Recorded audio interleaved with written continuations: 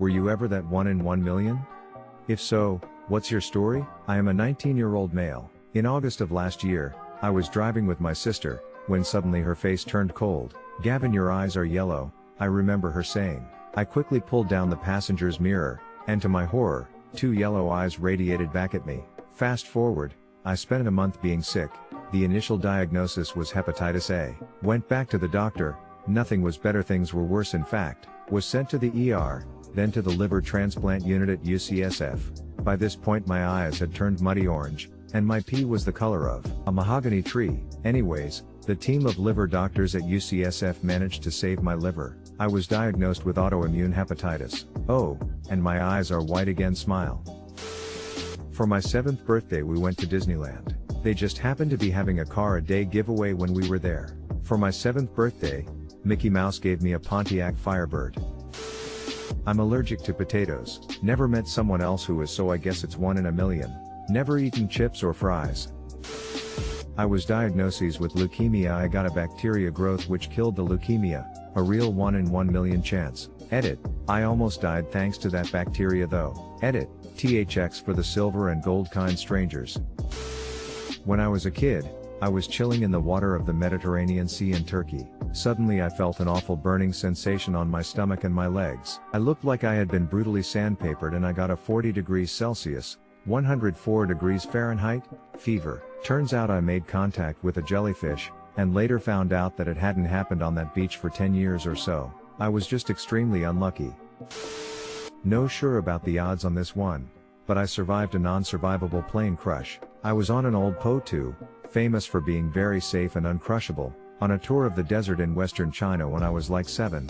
My father's friend who hosted me and piloted the plane didn't survive, but somehow I got out with a concussion and apparently passed out for almost a day in the middle of the desert, in the wreckage of the crash, 50 kilometers from the town/airport, on the edge of the desert. The people who found me were some tree planters. They plant greens in the desert to protect towns from sandstorm. A lot of people live in these desert towns in China do this. Found me on their way picking up a shipment, and the only reason they looked was BC they were making a bet on how fast the egg would cook in the sand and went off the road to test. Edit. First thing first, according to legends, 15 minutes, I never tested it though. So, according to my dad's, the theory that I might have lived was because the plane was mostly made out of fabrics and wood. So when the plane crashed, the front half collapsed and took the majority of the impact. Though I got knocked out, I was probably covered under the wreckage and in the shades. It cooled me off enough to survive for a day or so. I was in 2 separate car crashes in 2 separate cars in less than 45 minutes apart. Also, go you/Sharkboy. Edit. I wasn't the driver for either crash. First car was hit from the side. Friend came and picked us up. Car lost traction and we slid off the road and hit a pole. Neither was that bad, just poor timing. I was 2. If you count the ambulance, someone pulled out in front of me and I hit them because I had no time to brake. Had some bad back pain, so an ambulance took me to the hospital. On the way there, someone pulled out in front of them. What kind of fuckwit pulls out on an ambulance? I slept wrong one night and pinched a nerve in my neck so severely I lost the right side of my body. It just went silent like it wasn't there for months. I woke up in the worst pain I've ever experienced and couldn't talk, move or do anything. The ER doctor thought I was having a stroke. My doctor had never seen a case as severe as mine and it was purely a freak accident. Recovery took months, but I have use of my leg and hand again, with some numbness. Other than pain and spasms, I'm mostly back to normal. I hate reading stuff like this. If it makes you feel better, the chances of it happening are smaller than dying in a fire in your sleep. Had 2 11 centimeters benign tumors growing in my spine, resulting in gradual paralysis from my chest down. They had no idea how the tumors formed. Surgery took 11 hours when they thought it would take 4 because the tumors were so complexly woven throughout my spine. I now have pretty much half a spine and chronic pain, but I'd take that over losing my life from paralysis and being unable to breathe. Praying gesture. Edit. Wow. Thank you for all the support. I didn't realize this was going to blow up as much as it did. If anyone has specific questions and wants to message me, feel free. I am at your service. Hungry face. Thanks again for all the support and love. It made my day. XO. The first one, I don't know about the exact odds, but I was born on July 7, 1977 and weighed 7 pounds and 7 ounces. Sadly though, I clocked in at 6:50 a.m. The other is that around the age of 14 I started to notice the outsides of both of my feet starting to get much wider. After a couple of years of buying expensive custom-made shoes, they decided to perform surgery on my feet. Turned out I had extra muscle growth along with something else I don't recall at the moment. My podiatrist told me he submitted a scholarly article on it. May also have been genetic, as when my dad was 3, he developed an extra toe growing out of each one of his big toes. I've got the middle toes on both feet webbed, so did Stalin. Quack. This feels like a fun fact but at the same time a threat. Agree? That's a significantly menacing quack. I passed out from laughing too hard once. It was truly a 1 in a million thing. When I was a teenager, I had just started working at the local Sears Auto Center Express Lube shop, and on day 1 did a quick orientation and my first oil change. The manager walked away when he felt I was good to go and the oil change went well. Fast forward a few days later, my manager asked me to come into his office and he explained that the oil filter I had used had one huge flaw. I didn't know what that was, and it turned out the filter was pressed on backwards into the filter can and it wouldn't allow oil to flow in and it damaged the motor. They had to purchase a new motor for the person and I still kept my job. He said it was a 1 in a million chance that would have happened, and it did on my first oil change. They have insurance for a reason. All sorts of weird stuff happened at our Walmart: defective tires, filters, oil, you name it. They don't hold the employees accountable for their weird stuff. Not sure if this is a blessing or a curse, but I'm an extremely tall human, 7 feet 3 inches, yes really. Not sure how rare that is. 1 in 6 million of being over 7 feet tall. 1 in 2 of being asked how's the weather up there. I have the rarest type of synesthesia, lexical gustatory. It means I taste words. I was struck by lightning while talking on a landline. This was in the early 90s. Lightning struck the telephone line and traveled through the handset to my ear. My parents drove me to the ER. I couldn't talk very well. My brain knew what I wanted to say, but my mouth didn't want to say it. I had a terrible stutter. My doctor told me that I had had a dose of good, old-fashioned electroshock therapy. My speech was normal the next day, but I get a terrible headache whenever a thunderstorm comes through. Edit. AutoCucumber Edit 2. Thank you for the gold. Enjoying the content? Don't forget to like and subscribe. We put out new videos every day. While you're smashing that like button, here's a meme to entertain you. I have an unknown type of autosomal dominant centronuclear myopathy. My type of it is so rare that they haven't even seen it before. Getting diagnosed was a multi-year struggle. They pretty much had to rule out everything else. It doesn't feel great to be in this club by myself.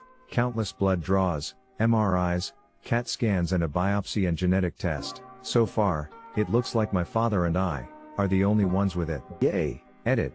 Thank you guys for all the kind messages and support. I really do appreciate it. If anyone is going through the struggle of getting a diagnosis, message me. I can't help with the diagnosis, but I can help with the feelings. Second edit.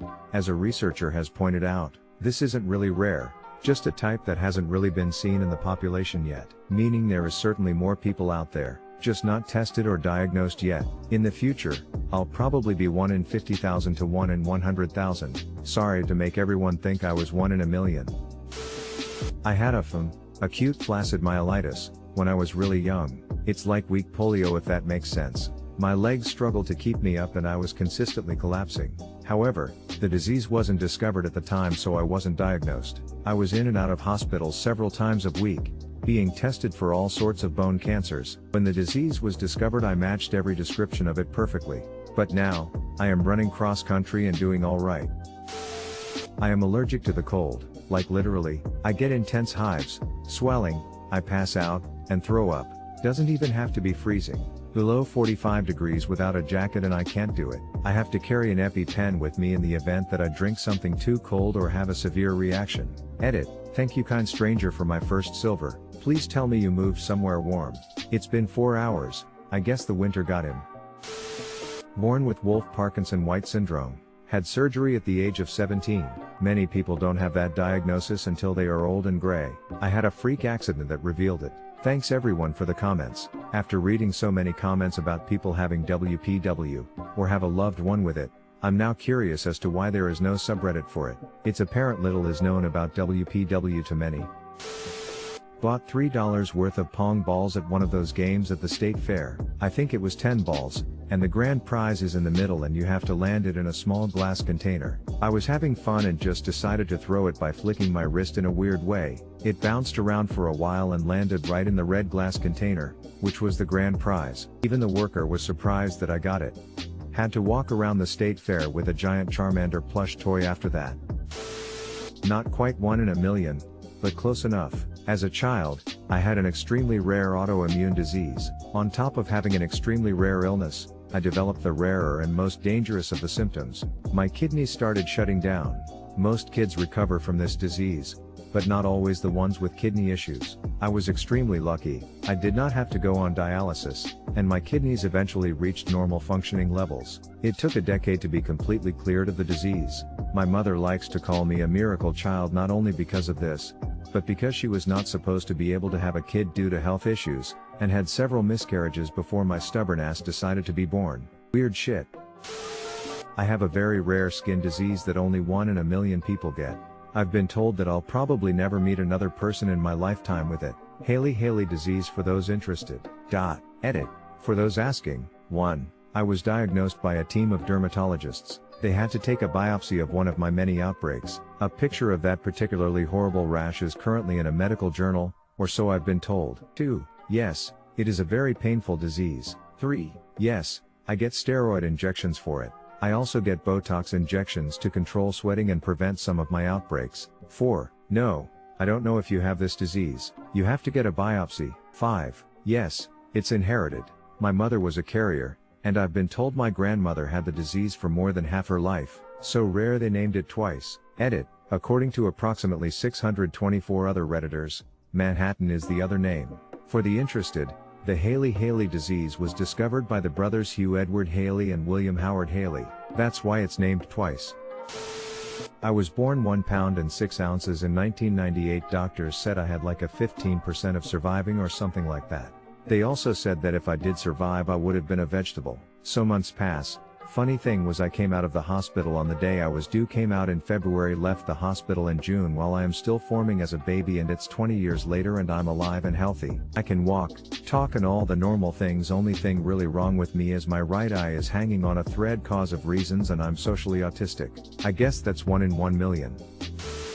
I was so freakishly allergic to ant and bee venom as a child that a single sting from a single little common black ant put me into anaphylactic shock. When my allergist was preparing to start immunotherapy for me, he found that the in-office lab equipment wasn't sensitive enough to measure the infinitesimally small amount of allergen with which to start my titration, so he had to send a sample of my blood to Johns Hopkins so that their lab could determine how much to give me. I did immunotherapy for several years to reach an immune response level at which it would be safe for me to basically exist in a non-frozen climate. Good news, though, I'm good now. I've had a few run-ins with ants and wasps since my immunotherapy and my body didn't freak out and shut down, and research indicates that if it hasn't done that after this long, I'm probably safe for, maybe forever? I don't have Epi-Pens and I'm not overly afraid of ants or bees. Edit. Woooooah. Overnight response. Thanks for the silver. To answer a few questions, I live in Florida. I am not outdoorsy, but stinging things are everywhere. It is, in fact, the Australia of North America. No, my parents would not move me to the frozen tundra to be a nomadic reindeer herder at my behest. Little black ants do, in fact, sting. Several Lasius subspecies have stingers and venom.